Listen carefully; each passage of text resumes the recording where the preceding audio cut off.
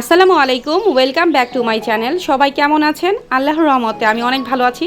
এই তো চলে এলাম সকাল সকাল। আজকে শুক্রবার ছিল, শুক্রবার সকাল সকাল চলে এসেছি। তার বাবা কালকে রাত্রে কাবাব নিয়ে এসেছিলো, তো আমি আর আজকে কোনো বেশি ঝামেলা করিনি, ডাল ভাজিও আনিনি। আজকে জাস্ট পরোটা বানিয়েছি। সকাল সকালে উঠেছিলাম, তো কিছু কাজ ছিল, সেই কাজ কমপ্লিট করে নাস্তা বানিয়ে খেতে বসে গিয়েছি। খুবই ক্ষুধা পেয়েছিল, জানি না কেন আজকে খুব ক্ষুধা পেয়েছিল।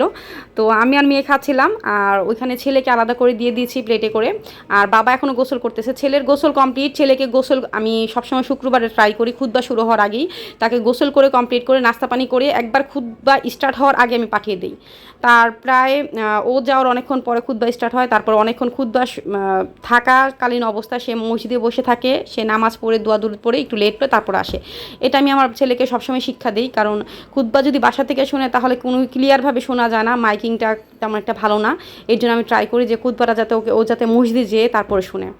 তো আলহামদুলিল্লাহ আমার ছেলে খুবই লক্ষ্মী একটা ছেলে। সে সকাল সকাল উঠেই নখ কেটে ফেলেছিল। নখ কেটে তারপরে যেহেতু শুক্রবার ট্রাই করি বাসার সকলেই নখ কাটা, যেহেতু এটা আমাদের নবীর সুন্নত। তো নখ কেটে সে গোসল করে নিয়েছে এবং ওকে নাস্তা দিয়ে দিয়েছি। এখন আমি খাবো, খেয়ে তারপরে আমি শাওয়ার নিব। এখন ওর বাবা শাওয়ার নিচ্ছিল। তো যাই হোক, ছেলেকে খেয়ে দিয়ে পাঠিয়ে দিয়েছি, আর বাবাও চলে গিয়েছিল নাস্তার পরে। যারা যারা এই মুহূর্তে আমাকে দেখছেন বা শুনছেন, প্লিজ আমার চ্যানেলটিকে একটু সাবস্ক্রাইব করে আপনার পাশে থাকার সুযোগ করে দিবেন। আর যারা করেছেন তাদেরকে অনেক অনেক অনেক ধন্যবাদ। তো আজকে দুপুরে রান্না করেছিলাম খাসির গোস্ত ভুনা আলু দিয়ে, আর পটল আলুর ভাজি। অনেকেই চিন্তা করতে পারে না আমি খাসির গোস্ত কেন খাই বারবার। তো তার একটাই মাত্র কারণ, গরুর মাংসতে আমার প্রচুর অ্যালার্জি হয়।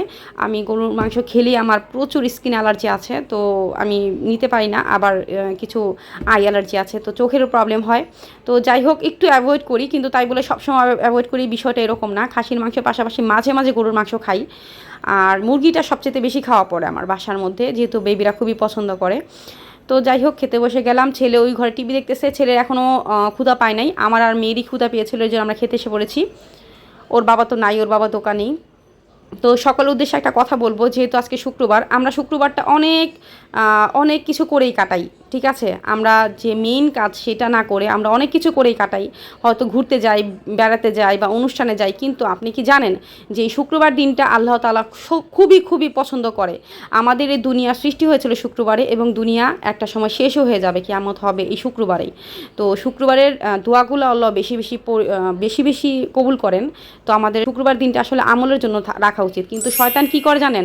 শয়তান আমাদের এমনভাবে প্রেশার দেয় যে শুক্রবারের দিনটাই আমাদের ঘুরতে যেতে ইচ্ছা করে। শুক্রবার দিনটাই মনে হয় যে নানান ধরনের কাজ মাথার মধ্যে ঘুরতেছে। হ্যাঁ, বন্ধুবান্ধবকে সময় দিতে ইচ্ছা করে, অনেকগুলো কাজ আমাদের মাথার ভিতরে ঘোরে, কিন্তু এগুলো আসলে আমরা করি না, এগুলো হচ্ছে শয়তান আমাদের দিকে করায়। ঠিক আছে, শয়তান চায় না যে শুক্রবার দিনটা আমরা আমল করি। তো শুক্রবার দিনটা তো আপনারা জানেনই। তারপরে একবার স্মরণ করিয়ে দিচ্ছি, শুক্রবারে যত বেশি সন্ধ্যা পর্যন্ত, বৃহস্পতিবার সন্ধ্যা থেকে শুক্রবার সন্ধ্যা পর্যন্ত যত বেশি দুরুদ পড়া যায় তত বেশি সওয়াব। আর আপনার যদি কষ্ট হয় তাহলে আপনি ছোটো ছোটো দুরুদগুলোও পড়তে পারেন, সবথেকে ছোটো দুরুদটাও পড়তে পারেন। এই তো আমি খেয়ে নিচ্ছিলাম, আমার অলরেডি নামাজ শেষ। আমি এখন খেয়ে দিয়ে একটু চোখটা বন্ধ করব, কারণ প্রচুর মাথা ব্যথা করছিল, ঘুম পাচ্ছিল। তো আমি ঘুম দিয়ে তারপর হয়তো বা নেক্সটে কোনো বাসার যে কাজ টাজ আছে সেগুলো করব। আর শুক্রবারের বিকেলেও কিছু আমল আছে, আসরের নামাজের পরে একটা আমল আছে, সেটা হচ্ছে একটা দুরুদ পড়তে হয়। সেটা যদি আপনি 80 বার পড়তে পারেন তাহলে 80 বছরের গুনাহ মাফ হয়ে যায়। সেই দুরুদটা হচ্ছে আল্লাহুম্মা সাল্লি আলা মুহাম্মাদিন নবিয়িল উম্মি ওয়ালা আলিহি ওয়াসাল্লিমু তাসলিমা। এই দুরুদটা আপনি যদি আসর নামাজের পরে 80 বার পড়বেন তাহলে 80 বছরের গুনাহ আল্লাহ মাফ করে দিবেন। তো গুনাহ মাফ করেন আল্লাহ কোন জিনিসের প্রেক্ষিতে করেন, কখন করেন আমরা বলতে পারি না, কিন্তু আমাদের উচিত আমাদের এই কাজগুলো, এই আমলগুলো চালিয়ে নিয়ে যাওয়া। সবাই ভালো থাকবেন, সুস্থ থাকবেন, এই দোয়াই করি। আসসালামু আলাইকুম।